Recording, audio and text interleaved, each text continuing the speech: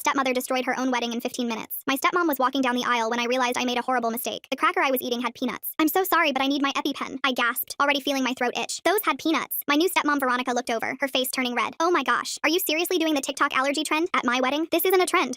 My tongue was already thickening. Give me your phone. She marched over, extensions swaying. I'm not faking, but she grabbed my phone from the table. Marco, she called to her brother. Collect all the kids' phones. We're not having this go viral as bride ruins teens prank. My chest started burning from the inside. I had 8 minutes before I couldn't breathe. The number burned into my brain from the hospital. Dad! I stumbled toward him. My EpiPen is in the car. He didn't even look at me. Addison, we discussed this. No drama. I'm having an allergic reaction. The wedding guests started murmuring. Veronica's family glared at me like I was trash. Dad's side of the family hadn't even come. They'd all refused after meeting Veronica. Now I understood why. Her brother Marco was going table to table with a basket. Put your phones in, kids. Bride's orders. My 13-year-old cousin Keith tried to sneak his phone under the table, but Marco grabbed his wrist. Nice try, kid. That's when my bio sister Ellie ran straight at me. Veronica's sister grabbed her arm. Let your sister finish her performance. She's not performing, Ellie screamed. Look at her face. My lips were swelling. My skin felt like fire ants were crawling under it. I tried to push past Veronica's sister, but she shoved me back. Hard. Please, I wheezed. My EpiPen. Your father told me about these stunts, Veronica said loudly. How you faked sick when he dated Patricia. How you pretended to faint when he proposed to me. Blood started dripping from my nose. My body's panic response. 5 minutes left. Ellie broke free and ran toward my purse on the gift table. Veronica's mother blocked her. Sit down, little girl. She's dying, Ellie sobbed. That's when Keith's little sister started screaming at the top of her lungs. Help! Help! Someone's dying! Over and over. Other kids joined in. Help! Help! Shut those brats up! Veronica shrieked. She's embarrassing this family, Veronica's mother said over the screaming, just like her mother did. My dead mother, who died of anaphylaxis when I was 8. The irony burned worse than my throat. Veronica's daughter Bethany stood up. Mom, she's actually turning blue. Not you too, Veronica snapped. I'm not letting her ruin this like she ruins everything. But Mom, Bethany Marie, you defend me right now or you're grounded for summer. 3 minutes left. Thump, thump, thump. My heart was racing so fast it hurt. This is it, my brain whispered. This is how Mom felt. Through my swollen eyes, I saw Ellie fighting against 3 adults to get to my purse. Keith had started accidentally knocking over flower arrangements, creating chaos. Oops! Control these children! Veronica shrieked. When no one was looking, I dragged myself across the floor towards the panic button in the kitchen. My lungs felt like paper bags, crumpling smaller with each breath. Look at her, Veronica cackled, crawling for attention. Someone film this so everyone can see what a liar she is. But then she saw where I was heading. She ran after me, heels clicking. You take one more step, she hissed. And I tell Ice about Carlos. Tonight, one phone call and your precious uncle is gone. I froze. Uncle Carlos raised us after Mom died. He wasn't documented. 2 minutes left. My vision was tunneling, dark creeping in from all sides. She grabbed my hair, yanking my head back. Blood from my nose dripped onto her white shoes. You know what your mother said when she was dying? Veronica whispered. Nothing, because she was weak, pathetic, just like you, leaving 2 brats behind for everyone else to deal with. 1 minute left. Crack. I slammed my head against hers as hard as I could. Her scream was piercing. My nose! You broke my nose! In her shock, she let go. I lunged for the red box by the kitchen door, smashing the glass with my elbow. Beep, beep, beep! The fire alarm shrieked. The sprinklers soaked everyone. You little shat! Veronica screamed through the blood, but fire alarms meant automatic 911 dispatch. No one could stop that. The last thing I heard was Bethany screaming, Mom, she's not breathing. You killed her. I woke up 3 days later in the ICU. They'd had to intubate me and cut open my throat so I could breathe. The scar would be permanent. The paramedics told me if I had waited 30 more seconds, I wouldn't have made it. After the, are you okay, I love you conversation, Ellie started crying. Addison, she whispered. They found out about Uncle Carlos. Veronica told them. When they arrested her, she told them everything. That's when I knew she had to go, by any means necessary. My hands grabbed the hospital bed rails so hard my knuckles went white. The machines next to me started beeping faster as my heart rate spiked. I tried to sit up, but the burning in my throat made me gasp and fall back against the pillows. The bandages on my neck felt wet and I reached up to touch them, but the nurse rushed in and grabbed my wrist. She checked the monitors and adjusted something on my IV drip while telling me I'd been out for 3 days, and the doctors had to cut my throat open to save my life. The tube they shoved down my throat left everything raw and swollen inside. Every swallow felt like broken glass sliding down. She showed me the call button and told me to press it if the pain got worse, then left to get the doctor. Ellie climbed onto the bed next to me, even though the nurse said not to, and buried her face in my shoulder, crying harder. Her whole body shook as she told me how the paramedics had to restart my heart in the ambulance, and how Dad wouldn't even ride with me to the hospital. She said Veronica got arrested at the wedding for what she did, but when the cops were putting her in the car, she screamed about Uncle Carlos not having papers. The cops called ICE right there, and they came to our apartment that same night. Carlos had just gotten home from the hospital after making sure I was stable, and they took him away in handcuffs. The detention center was 2 hours north, and they wouldn't let kids visit without a parent, and Dad refused to take us. My throat burned worse as I tried not to cry because crying made everything hurt more. The door opened, and a woman with gray hair and kind eyes walked in carrying a clipboard. She introduced herself as Renata Nunez from the hospital social services, and pulled a chair close to my bed. She asked Ellie to wait in the hall for a few minutes, which made my sister squeeze my hand before leaving. Renata explained that the hospital had to report what happened because a child almost died from medical neglect, and someone actively prevented me from getting help. She said Child Protective Services would investigate, and the police were already involved. She asked me to tell her everything I remembered about the wedding. I started from eating the cracker and realizing it had peanuts all the way through hitting the fire alarm. She wrote everything down and asked specific questions about who stopped me from getting my EpiPen and what exactly Veronica said. When I got to the part about Veronica threatening Carlos, she stopped writing and looked at me. She said that was witness intimidation on top of everything else. The next morning, Detective Edmund Odell showed up with a recorder and asked me to go through everything again. He already had the 911 call from when the fire alarm went off, and the paramedic report saying I was in full anaphylactic shock when they arrived. He said I would have died in less than a minute if they hadn't been so close. He showed me photos from the wedding on his tablet, asking me to identify who grabbed me and who blocked Ellie from getting my medication. I pointed out Veronica's family members, and he wrote down their names. He said several venue staff saw adults physically restraining children who were trying to help me, and one server heard Veronica say she wouldn't let me ruin her wedding. When he asked about Carlos, I told him about the threat, and he said that was a federal crime to threaten someone about immigration status while committing assault. The phone next to my bed rang that afternoon, and Dad's name showed on the caller ID. I picked it up, and before I could say anything, he started yelling about the medical bills and how the insurance company was asking questions. He said I'd ruined his life and destroyed his marriage with my drama and attention seeking. He never asked if I was okay or mentioned Carlos Carlos being taken. He just kept saying I was selfish and manipulative, just like my mother was. I hung up on him and unplugged the phone from the wall. Renata came back that evening with papers about discharge planning. She sat down and gently explained that going back to Dad's house probably wasn't safe given what happened and his reaction. She said Keith's parents had already called offering to take us in temporarily, while everything got sorted out with the courts. They had a spare room and lived in the same school district, so we wouldn't have to change schools. She said CPS would need to approve it, but she thought it was the best option. The next day, 2 nurses came in with a bag of practice EpiPens and made me and Ellie learn exactly how to use them. They showed us how to hold it with the orange tip down and swing it hard into the outer thigh and hold for 10 seconds. We practiced on foam blocks over and over until we could do it without thinking. They gave me 2 real ones to carry at all times and said the school would need to keep extras in 3 different locations. I wonder what's really going through Veronica's mind as she watches someone literally dying and still thinks they're faking it. The way she keeps insisting this is all for attention, while the kid's face is turning blue and blood is dripping from her nose, makes me curious about what kind of person can ignore such obvious physical signs. The nurse said I could never be without them again. A woman in a suit showed up saying she was the public defender assigned to help us and immediately told me not to post anything online about what happened. She said anything I wrote could be used against us in court. She handed me a notebook and told me to write down everything I remembered privately instead, with dates and times and who said what. I spent the next 2 hours filling pages with every detail I could remember while it was still fresh. She took photos of my neck bandages and the bruises on my arms from where people grabbed me. That evening, the hospital phone rang and a woman named Juliana Norwood introduced herself as an immigration attorney. She said she'd been contacted about Carlos's case and needed to meet with us as soon as possible. She explained that ICE detention was complicated and we'd need to gather lots of documents showing Carlos was a good guardian and had community ties. She said we'd need letters from teachers and neighbors and his employer saying he was responsible and took care of us. The bond hearing would happen soon and the amount would probably be high. She said we should start thinking about how to raise money because that was the only way to get him out while his case went through the system. Before I got discharged, a CPS investigator came to take my official statement and said they were opening a formal investigation. She said they'd already started interviewing wedding guests, and several people confirmed seeing adults physically prevent children from helping me during a medical emergency. The paramedic who saved me gave a statement saying I was minutes from death when he got there, and the venue staff said they saw Veronica and her family blocking access to my medication. The investigator said criminal charges were likely and warned me things would probably get complicated with Dad. Keith's mom showed up at the hospital the next morning with a minivan full of pillows and blankets and helped me sign the discharge papers while Ellie packed our stuff into plastic bags. The ride to their house took 40 minutes, and every bump in the road made my throat burn where they'd cut me open. Keith's dad had already moved their exercise equipment out of the guest room and set up 2 twin beds with matching blue comforters that smelled like fabric softener. His mom went through every cabinet in their kitchen, showing me where she'd put special stickers on anything that might have peanuts or was made in facilities that processed nuts. She'd bought 3 different brands of throat lozenges and protein shakes since I could barely swallow solid food yet. That first night, I tried to eat mashed potatoes, but it felt like swallowing broken glass. So I went back to the hospital nutrition shakes that tasted like chalk, but at least didn't hurt going down. The bathroom mirror showed the angry red line across my throat covered in surgical tape, and every time I saw it, my chest got tight, remembering how Mom's throat looked in her casket. Juliana came to the house 3 days later with a stack of papers about immigration law and sat at Keith's kitchen table explaining how ICE detention worked and why Carlos's case would be hard to win. She showed us statistics about bond amounts and success rates for people without documentation who'd been reported during criminal investigations. She said we needed letters from his boss at the auto shop and from our neighbors and teachers saying he was a good guardian who'd raised us responsibly since Mom died. The filing fees alone would be thousands of dollars before we even got to the bond hearing. Detective Odell called while I was doing my breathing exercises for my throat and asked if I had phone numbers for the other kids at the wedding who saw what happened. I told him I'd need to call their parents first to explain what he needed because I didn't want to just hand over kids' information without permission. He said he understood and gave me his direct line to call back when I had the parents' consent. My phone buzzed with a text from Dad saying he wanted to meet, but only if we came alone without any social workers or lawyers involved. I screenshot it immediately and forwarded it to Renata, who called me 10 minutes later saying absolutely not to meet him without supervision given what happened at the wedding. She said if he really wanted to see us, he could request supervised visits through proper channels. The school district sent someone to Keith's house with a laptop and textbooks so I could keep up with my junior year classes while recovering. The home instruction teacher came 3 times a week and sat at the dining room table helping me with calculus and chemistry while Ellie was at her regular school. It was weird doing school alone without the noise of other students or bells ringing between periods. Keith showed me his phone one evening, and there was Veronica's Instagram with professional wedding photos, where she'd cropped out the parts showing the chaos. Her caption said I'd tried to ruin her special day with a fake allergy attack for attention, just like I'd done at other family events. Her sister and cousins were commenting things like, some people can't stand to see others happy, and narcissistic teenagers these days will do anything for views. My hands shook as I scrolled through the comments from people who weren't even there believing her version. Juliana called that night after I'd sent her screenshots of the posts and told me not to respond or comment no matter how much I wanted to defend myself. She said anything I posted could be used against us in court or in Carlos's immigration case, so I needed to stay completely silent online. Instead, she had me write down names of everyone who knew Carlos was a good guardian, so we could ask them for support letters. The school counselor set up a video call on Keith's mom's laptop to check how I was doing and started explaining something called a 504 plan for when I came back to the school. She said they'd make sure I had a peanut-free table in the cafeteria and that every teacher would be trained on using EpiPens with extras stored in the main office and gym. She asked about my anxiety levels and whether I was sleeping okay, which I wasn't, but I said I was fine because I didn't want more adults worried about me. 2 weeks after leaving the hospital, my phone lit up with another text from Dad saying if we didn't stop spreading lies about what happened, he'd cut off all contact with us permanently. He said we were destroying his life and his marriage with our attention-seeking behavior and that Mom would be ashamed of how we turned out. Reading those words felt like getting punched in the stomach because Mom would never have let someone hurt us the way Veronica did. 3 days later, Keith came running into the guest room holding his phone with this weird look on his face. He showed me the screen where his little sister had accidentally recorded part of the wedding chaos when she was trying to text their mom for help. The video was shaky and mostly showed the floor, but you could hear kids screaming and the fire alarm going off and then the sprinklers starting. The timestamp at the bottom matched exactly with when the 911 call went through according to what the paramedics told me. Keith helped me save the video to 3 different places, including sending it to my email and uploading it to a private cloud folder because we both knew evidence had a way of disappearing when rich people like Veronica were involved. The next morning, I went to the courthouse downtown and filled out a public records request form for the 911 call audio and all the dispatch records from that night. The clerk behind the glass window said it would take 2 to 3 weeks to process, but I could pay an extra fee to rush it, which I did using losing money from my savings account. Having real documentation from official sources felt like building a wall brick by brick between Veronica's lies and what actually happened. That afternoon, my phone rang, and it was the venue manager calling to tell me their security camera system had automatically recorded over the footage from the wedding night because it only kept 7 days of video before wiping itself clean. He sounded sorry but not surprised, and I wondered if someone had told him to say that, or if it was just bad luck that evidence kept disappearing right when we needed it most. 2 days later, a social worker from CPS showed up at Keith's house to interview Ellie separately about what happened at the wedding. Keith's mom took me to the backyard while they talked in the living room, and I spent the whole hour pacing back and forth worried that Ellie would get confused or scared and mess something up. But when the social worker came outside afterward, she told me Ellie did great and was very clear about what she saw and heard that night. She said Ellie's account matched what the other witnesses had said, and that her statement would be helpful for their investigation. That evening, Juliana called to say she'd filed the bond request for Carlos with the immigration court, but we needed character letters from people who knew him. She gave me a list of what to include, like how long they'd known him, and specific examples of him being a good guardian and community member. Keith's mom helped me make a list of everyone we could ask, including teachers and neighbors and people from church, and Carlos's boss at the auto shop where he worked. We spent hours calling people and explaining what we needed, and most of them said yes right away because everyone loved Carlos and knew how much he'd sacrificed to raise us after mom died. While Ellie was doing homework at the kitchen table, I sat on Keith's bed typing out my statement about what Veronica said to me while I was dying. My fingers kept freezing over the keyboard when I got to the part about her calling my mom weak and pathetic for dying and leaving us behind. Something feels off about that venue manager calling to say the security footage got wiped after exactly 7 days. What are the odds that crucial evidence disappears right when they need it? I had to stop 3 times to wipe my eyes and breathe through the anger that made my chest feel tight. But I forced myself to write every single word she said, including the threat about calling ICE on Carlos, because I knew this statement might be the only proof we had of what really happened in those final moments before I passed out. Late that night, I opened Instagram on Keith's laptop and typed out a message to Bethany asking if she was okay, and saying I understood if she couldn't talk to me right now. I kept it short and didn't mention anything about testifying or the case because I didn't want to pressure her or get her in trouble with her mom. The app showed she read it within 5 minutes, but she didn't reply, and I understood because being stuck between your parent and the truth is probably the worst place in the world to be. A week later, we all had to go to the courthouse for Veronica's criminal arraignment where she would enter her plea. The prosecutor had warned me she would probably plead not guilty and get released on bail, but hearing her say those words out loud while standing there in her designer suit made my stomach turn. The judge set conditions including no contact with me or Ellie, and staying at least 500 feet away from us at all times, but watching her walk out of the courtroom with her lawyer felt like watching a snake slither back into tall grass. Dad was there too, sitting on Veronica's side of the courtroom, and when we walked past him in the hallway, he turned his whole body away from us like we were strangers. Ellie reached for his arm, but he pulled away and walked faster to catch up with Veronica's family, who were all glaring at us like we'd ruined their lives. The rejection hurt worse than I expected, even though Renata had warned us he might act this way. Detective Odell caught up with us in the parking lot and asked if he could get permission to pull my phone records from the night of the wedding to verify the timeline. He had a consent form ready, and I signed it right there on the hood of his car, because I had nothing to hide and everything to gain from showing the truth. He said the records would show if I'd tried to call for help or text anyone about my allergic reaction, which would prove I wasn't faking it for attention like Veronica claimed. 3 days after the arraignment, Renata called to tell me that CPS had done their home visit to Dad and Veronica's house. She read parts of the report over the phone while I sat at Keith's kitchen table gripping my phone so hard my knuckles went white. The social worker wrote about how Dad kept looking at Veronica before answering any questions, and how Veronica interrupted constantly to speak for him. They noted the way Veronica had removed all photos of me and Ellie from the living room and replaced them with pictures from the wedding. The report used words like controlling dynamics and concerning power imbalance, which made me feel less crazy about everything that happened. That night around 11 when everyone was asleep, my phone buzzed with a message from Bethany on Instagram. I clicked on it expecting text, but found a voice message file attached with just 3 words typed underneath. I'm so sorry. My hands shook as I put in my earbuds and pressed play on the recording. Bethany's voice came through first, whispering that she was recording this secretly. Then I heard Veronica in the background talking to someone on the phone. She was laughing about how she'd threatened to call ICE on Carlos while I was dying, and how smart she was to use that against me. The recording was only 43 seconds long, but it had everything including Veronica saying my name and Carlos's name clearly. I played it 5 times, each time feeling my heart pound harder as I realized this was actual proof of what she'd done. My first instinct was to post it everywhere online and tag every news outlet I could think of. I opened Twitter and started typing a post, but then remembered what the public defender had said about not posting anything that could hurt the case. I called Juliana even though it was almost midnight, and she answered on the second ring sounding tired but alert. She told me to send the recording to Detective Odell immediately and not to post it anywhere or share it with anyone else. I forwarded the file to Odell's email with a short message explaining what it was and when Bethany had sent it to me. The next morning, I got a text from him saying he'd received it and would add it to the evidence file. 2 weeks passed before the school counselor called to schedule a meeting about my return to classes. She explained that word had spread about what happened at the wedding, and some parents were asking questions about safety protocols. She showed me anonymous comments from the school's parent Facebook group, where people were calling me dramatic and attention-seeking just like Veronica had. We spent an hour planning strategies for dealing with rumors, and she gave me scripts for responding to questions from classmates. She also arranged for me to enter and exit through the office instead of the main doors to avoid crowds. The same week, Juliana called with news that Carlos's ICE bond hearing had been scheduled for the following month. She explained that the judge would probably set the bond really high, maybe $50,000 or more, because that's what they always did. She said we should start thinking about fundraising in the community and maybe setting up a GoFundMe page. I spent that entire weekend going door to door collecting support letters for Carlos from everyone who knew him. His boss at the construction company wrote about how Carlos never missed a day of work in 8 years and always sent money home to his sick mother. Our neighbor Mrs. Tux wrote about how Carlos fixed her fence for free when her husband was in the hospital. My English teacher wrote about how Carlos came to every parent-teacher conference and always asked detailed questions about our education. The pastor at our church wrote about Carlos volunteering for the food bank every Saturday morning without fail. The school counselor wrote a factual letter describing how Carlos had attended every IEP meeting for Ellie's learning disability and advocated for her needs. By Sunday night, I had 23 letters in a folder that I gave to Juliana at her office Monday morning. The cease and desist letter from Veronica's lawyer arrived by certified mail on Tuesday, while I was doing homework at the kitchen table. Keith's mom had to sign for it, and she handed it to me with worried eyes asking if everything was okay. The letter claimed I was spreading false allegations about Veronica and demanded I stop immediately or face legal action for defamation. It used big legal words but basically threatened threatened to sue me if I kept telling people what really happened at the wedding. I took a photo of it and sent it to Juliana, who texted back immediately telling me to ignore it completely. She said it was just an intimidation tactic that lawyers used when they knew their client was guilty and had no real defense. 2 days later, Renata called with news that made me actually smile for the first time in weeks. CPS had made a preliminary finding of medical neglect and emotional abuse regarding Dad's actions during my allergic reaction. She read me the key parts about how he failed to provide necessary medical care and was ignored obvious signs of a life-threatening emergency. Within an hour, Dad was calling Renata's office phone over and over, leaving angry voicemails that she played for me later. He kept saying the findings were wrong and that I'd manipulated everyone but Renata stood by the report and told him the findings were final. The morning of Carlos's bond hearing arrived faster than I expected, and we all got up at 5 to make the 2-hour drive to the federal courthouse. The courtroom was cold and scary with armed guards everywhere, and a judge who barely looked at us the whole time. Juliana presented all our letters and argued that Carlos wasn't a flight risk, but the prosecutor kept talking about enforcement priorities. The judge set the bond at $75,000 and denied our request for release on recognizance or ankle monitoring. When he banged his gavel saying Carlos would remain detained, Ellie ran out of the courtroom sobbing uncontrollably. I found her in the bathroom throwing up from crying so hard and held her hair back while she kept saying it wasn't fair. I wanted to cry too, but forced myself to stay strong for her even though my chest felt like it was caving in. 3 days after that disaster, we had to go back to court for the temporary protection order hearing. The courtroom was smaller this time, and Veronica sat on the other side with her lawyer looking angry and put together in a new suit. When my turn came to testify, I had to stand at a podium and tell the judge everything that happened at the wedding. My voice shook and I had to stop twice to drink water, but I got through the whole story, including the thread about Carlos. The judge asked me specific questions about the timeline, and I answered as clearly as I could while avoiding looking at Veronica. When I finished, the judge granted the protection order for 6 months, and specifically warned Veronica about witness tampering. She had to stay at least 500 feet away from me and Ellie, and couldn't contact us in any way, including through other people. The next morning, my phone buzzed with a text from a number I didn't recognize. It said, "Addison, honey, we need to talk about this misunderstanding. Please call me back, Dad." I stared at it for maybe 10 seconds before taking a screenshot and forwarding it straight to Detective Odell with a note about the protection order violation. I didn't respond to Dad at all. Odell texted back within 5 minutes saying he'd handle it and to keep documenting everything. Bethany sending that recording makes me wonder what finally pushed her to take such a risky step against her own mother. That must have taken real courage knowing what she'd face at home. 2 weeks passed before I felt ready to try going back to the school part-time. Keith's mom drove me there early Monday morning and walked me to the office to make sure all my paperwork was in order. The principal assured us they'd briefed all the staff about my medical needs and my new schedule. I only had to do mornings for now with the option to stay longer if I felt okay. Everything went fine through first and second period, but when I walked into the cafeteria for break, the smell hit me like a wall. Peanut butter. Someone had a PB&J sandwich 3 tables away and my body just reacted. My chest got tight and my hands started shaking and I couldn't breathe right even though I knew I hadn't eaten anything. The room started spinning and I grabbed the nearest table to steady myself, but that made everyone turn and stare at me. The nurse came running when someone told her I was having trouble, and she helped me to her office where I sat with my head between my knees trying to slow my breathing. She kept telling me I was safe and that it was just a panic attack, not an allergic reaction, but my body didn't believe her. It took 20 minutes before I could breathe normally again, and another 10 before I stopped shaking. The nurse called Keith's mom to pick me up early, and I felt so stupid and weak for not being able to handle a smell. The next day, we had the 504 plan meeting in the conference room with the principal and the nurse and the district coordinator and 2 teachers. They went through every detail of my allergy protocol and made sure everyone understood how to use an EpiPen. The nurse showed them the practice pen and made each person demonstrate they knew how to use it correctly. They designated a peanut-free table in the cafeteria and put up new signs about not sharing food. The coordinator said they'd send an email to all parents reminding them about severe allergies and asking them to avoid peanut products when possible. Having all these safety measures in place made me feel less anxious about being at the school, even though I still got nervous every time I walked past the cafeteria. That afternoon, Detective Odell called with good news. He'd gotten the audio file Bethany sent me and had their tech people verify it was authentic and unedited. The timestamp on the recording matched perfectly with the 911 dispatch logs from the wedding. He said the recording clearly captured Veronica threatening Carlos while I was having the allergic reaction, and that combined with all the witness statements made for a strong case. He sounded really confident, which gave me hope that Veronica would actually face consequences for what she did. 3 days later, Juliana drove me and Ellie to the ICE detention center to try visiting Carlos. We'd filled out all the paperwork and sent it in, but when we got to the front desk, the officer looked at his computer and shook his head. He said I wasn't on the approved visitor list yet, and that the application was still being processed. I asked how long it would take, and he said it could be anywhere from 2 weeks to 2 months depending on the backlog. He explained I needed to register online first, and then wait for approval, and then schedule visits in advance. I felt so stupid for not knowing how the system worked, and for getting Ellie's hopes up about seeing Carlos. She cried the whole drive back, and I couldn't even comfort her properly because I was trying not to cry too. The next morning, Renata called with better news. CPS had approved our kinship placement with Keith's family for at least 6 months with the possibility of extension if needed. She said they'd done the home study and background checks and everything looked good. Keith's parents had already told us we could stay as long as we needed, but having it official made it real. When I told Ellie, she started crying again, but this time from relief. Keith's mom hugged us both and said we were family now, and that she'd already started the paperwork to get us on their insurance. That night, my phone buzzed with a text from Bethany. She said her mom's lawyer had been asking her questions about the wedding, and she was scared. She wrote that she might testify if she got subpoenaed, but she was terrified of what her mom would do to her. I texted back that I understood completely, and that she should do whatever kept her safe. I told her she'd already helped more than she knew by sending me that recording, and that I didn't want her getting hurt because of me. She sent back a heart emoji and then nothing else. The school counselor scheduled my first therapy appointment for Thursday afternoon. I sat in her office for 5 minutes before I could even start talking. She asked me to tell her about the wedding, and I tried, but kept having to stop and drink water. When she asked about my mom dying the same way, I completely broke down. I hadn't cried about mom in years, but sitting there trying to explain how it felt to almost die exactly like she did made everything come flooding back. The counselor just sat there and let me cry without trying to make me feel better or tell me it was okay. She said we'd take things slow and that there was no rush to talk about everything at once. It was harder than I expected to be that vulnerable with someone I'd just met. 2 days later, Graham Oates, the prosecutor on Veronica's case, filed a motion with the court about witness intimidation. He included the cease and desist letter from Veronica's lawyer and Dad's text trying to contact me, and asked the judge for stricter bail conditions. He wanted Veronica to have a curfew and to be prohibited from any contact with witnesses even through third parties. He took the threat seriously, which made me feel less alone in this whole mess. Meanwhile, Juliana was working on a bond redetermination motion for Carlos. She'd gathered letters from 15 more people in the community, including our pastor, and 3 of Carlos's coworkers and his boss from the restaurant. She also had documentation showing he'd been in the country for 12 years and had never been arrested or even gotten a traffic ticket. She seemed cautiously optimistic that we could get the bond amount reduced to something we could actually afford. The next morning, Renata called with news about Dad and the CPS investigation. She explained that Dad would need to complete a service plan if he wanted to see Ellie again, and all visits would have to be supervised by a court-approved monitor at a special facility downtown. The plan included parenting classes, anger management sessions, and individual counseling to address why he'd let me almost die at his own wedding. Ellie listened on speakerphone, twisting Keith's mom's dish towel in her hands until her knuckles turned white. Renata said the supervision wasn't perfect, but at least someone would be watching to make sure nothing bad happened during visits. 3 days later, Graham Oates called to tell me the preliminary hearing was set for next Thursday at 9 in the morning. He wanted to meet with me that afternoon to practice my testimony, so Keith's mom drove me to the courthouse where we spent 2 hours in a small conference room going over every possible question. Graham made me describe the wedding over and over, asking the same questions different ways until I could answer without my voice shaking or tears starting. He showed me where I'd sit in the courtroom and explained how Veronica's lawyer might try to confuse me or make me look like a liar. We practiced breathing exercises for when I felt panic rising in my chest. He had me tell the story 15 times until the words came out steady and clear, even though my hands still shook under the table. That night, I sat at Keith's kitchen table trying to write my victim impact statement on his mom's laptop. I typed out everything I wanted to say about Veronica, including detailed fantasies about her rotting in prison forever and losing everything she cared about. The first draft was 3 pages of pure rage about how she'd almost killed me and destroyed our family. Keith's mom read it over my shoulder and gently suggested I might want to tone it down since the judge would see it. I deleted the revenge parts and rewrote it, focusing on how scared I'd been, how the scar on my throat reminded me every day of almost dying, and how Ellie had nightmares about losing me like we'd lost Mom. The final version was only 1 page, but Graham said it was powerful enough to make an impact. 2 days before the hearing, Dad called Keith's house phone at dinner time. Keith's dad answered and handed it to me with a worried look. Dad started with this weak apology about how things got out of hand at the wedding, but before I could even respond, he switched to demanding I tell everyone I'd been exaggerating about what happened. He said I needed to recant my lies about Veronica trying to hurt me and tell the prosecutor it was all a misunderstanding. He kept saying she was a good person who just got stressed on her wedding day and that I was destroying his life with my drama. My hands shook as I held the phone, but I managed to say no in a clear voice before hanging up. Keith's mom immediately called Graham to report the contact violation while I sat at the table trying to stop shaking. That same evening, Bethany texted me from a number I didn't recognize. She wrote that her mom's lawyer had been pressuring her about her testimony, but she wasn't going to lie if they made her take the stand. She said she'd tell the truth about the recording and what she saw at the wedding even though she was scared of what her mom would do when she found out. She wrote that seeing me almost die had changed something in her, and she couldn't pretend it didn't happen. I texted back that she was brave and that I respected her for doing the right thing even when it was hard. Thursday morning came too fast, and suddenly I was sitting in the courtroom wearing the only nice outfit Keith's mom could find that would hide my throat scar. Keith's parents already starting insurance paperwork before the kinship placement was even official makes me curious about their real motivations here. Dad calling to demand she recant her lies, while Veronica's facing charges seems like strange timing. I wonder if someone's coaching him on what to say. The room smelled like old wood and floor cleaner, and the bench where the judge would sit looked huge and intimidating. Graham sat next to me at the prosecutor's table while Veronica and her lawyer sat across the aisle. She wore a conservative gray suit and had her hair pulled back in a bun, looking nothing like the screaming bride who'd let me die. The bailiff called the court to order, and the judge, an older woman with short gray hair, started reading through the charges. When the EMT took the stand, my whole body tensed up. He described finding me unconscious with my airway almost completely closed, saying I was minutes from brain damage or death when they got there. He explained how they'd had to perform an emergency tracheotomy right there on the venue floor because my throat was too swollen for normal intubation. He said in his 20 years as a paramedic, he'd rarely seen someone so close to death from anaphylaxis who survived. His testimony made me relive those final moments before I passed out, and I used the breathing exercises Graham taught me to keep from having a full panic attack right there in court. After the EMT stepped down, Graham called Bethany to the stand. She looked terrified walking up there in her school uniform, not making eye contact with her mom. Graham asked her about the recording, and she confirmed in a small voice that she'd made it on her phone during the wedding. He played it for the court, and everyone heard Veronica's voice clear as day saying she'd call ICE on Carlos while I was dying on the floor. The judge's face changed completely when she heard Veronica threaten to have Carlos deported while refusing to let anyone help me. Even Veronica's lawyer looked uncomfortable, shuffling his papers and whispering urgently to his client. When the recording ended, the courtroom was dead silent for a moment before the judge asked Bethany if that was really her mother's voice. Bethany said yes and started crying. After all the testimony, the judge didn't hesitate to extend the no-contact order for the maximum time allowed. She warned Veronica that any attempt at witness tampering would result in immediate jail time, and added stricter bail conditions including electronic monitoring and a curfew. She said the evidence presented showed clear danger to minor children, and that the court would not tolerate any violations. For the first time since the wedding, I felt like maybe the system would actually protect us instead of letting Veronica get away with everything. The next week was Carlos's bond redetermination hearing at the immigration court downtown. Juliana had gathered 37 support letters from people in our community, plus documentation showing Carlos had been here 12 years without any arrests or problems. The judge reviewed everything while we sat in the gallery holding our breath. After 40 minutes of arguments from both sides, the judge announced he was reducing the bond from $50,000 to $15,000. It was still a huge amount, but suddenly it felt possible to raise it instead of completely hopeless. Juliana started making calls right there in the courthouse hallway. Within 3 days, our church had raised $8,000 through donations and bake sales. Keith's parents took out a loan for $5,000, and Carlos's boss at the restaurant put up the final $2,000. The community came together in a way I'd never seen before, with people who barely knew us contributing whatever they could. A week later, I stood outside the detention center with Ellie and Juliana waiting for Carlos to walk out. When the door finally opened and he came through wearing an ankle monitor but smiling, Ellie ran straight into his arms sobbing while I stood there trying not to completely break down in the parking lot. Back at Keith's house that night, Carlos sat us down on the couch and pulled us both into a tight hug that lasted forever. His ankle monitor pressed against my leg through his jeans. He smelled like the detention center soap, and his eyes looked tired, but he was here, and that's all that mattered. Mija, I need you to promise me something, he said quietly. I nodded against his shoulder. No revenge, no tricks, nothing illegal against that woman or your father. His hands gripped my shoulders as he looked straight at me. We do this the right way through the courts and lawyers. I wanted to argue, but the look in his eyes stopped me cold. He'd just spent weeks locked up because of Veronica's call to ICE, and here here he was telling me to take the high road. My fist clenched, but I nodded because what else could I do when he was looking at me like that? The next morning, Graham called while I was eating cereal at Keith's kitchen table. He explained that Veronica's lawyer had rejected every plea deal they'd offered, which meant we were definitely going to trial. It'll be months of waiting and stress, but at least everything will come out in court, he said. I wrote down all the dates he gave me on the calendar Keith's mom had stuck to the fridge. 3 days later, Renata showed up with a stack of papers for Keith's parents to sign. CPS was making the kinship placement official for at least 6 months with options to extend if needed. She also confirmed that Dad would only get supervised visits with Ellie at the CPS office downtown if he completed his parenting classes and anger management first. Ellie sat next to me on the bed that night, crying about not being able to see Dad like normal anymore. I rubbed her back and reminded her it was for our safety, but she still cried herself to sleep. School started feeling more normal after the counselor got my 504 plan fully set up with 3 EpiPens stationed around campus. One stayed in the nurse's office, another in the main office, and the third in my homeroom teacher's desk drawer. They trained all the staff during a special meeting and even did a practice drill with an expired pen and a dummy. Walking through the halls knowing there were EpiPens everywhere made my chest feel less tight for the first time since the wedding. The therapist's office smelled like vanilla candles and had those white noise machines that made ocean sounds. She gave me a notebook to track my triggers and asked me to write down 3 coping strategies before our next session. I sat in Keith's room that night staring at the blank pages trying to figure out how to explain that peanut butter commercials made me want to throw up now. 2 weeks passed before Ellie finally slept through a whole night without waking up screaming about the wedding. I watched her from my bed across the room as she breathed steady and calm with her stuffed rabbit tucked under her chin. My body stayed tense waiting for her to jolt awake, but she just kept sleeping peacefully until morning. Keith's mom found me an old camcorder at a garage sale, and I started recording myself talking about everything that happened. Not for court or evidence, but just to get it out of my head and into something real. I sat in the bathroom with the door locked and whispered the whole story from the beginning while the camera's red light blinked at me. Talking to the camera felt easier than talking to the therapist somehow. By Sunday night, I had the whole month mapped out on my calendar with different colored pens. Red for court dates, blue for Carlos's ice check-ins, green for therapy appointments, and yellow for school stuff. Dad had texted 6 times asking when we were coming home, but I never answered. We weren't going back to that house ever again if I had anything to say about it. Carlos helped me understand that fighting through proper channels was the only way to really win this. We were safe at Keith's house. We had lawyers and social workers on our side, and we were going to get through this together even if it took months or years to finish. Appreciate you hanging out and wondering through all these questions with me today. It's always interesting sharing the ride together. I'll see you in the next one. And hey, if you made it to the end, drop a comment. I love reading all your comments.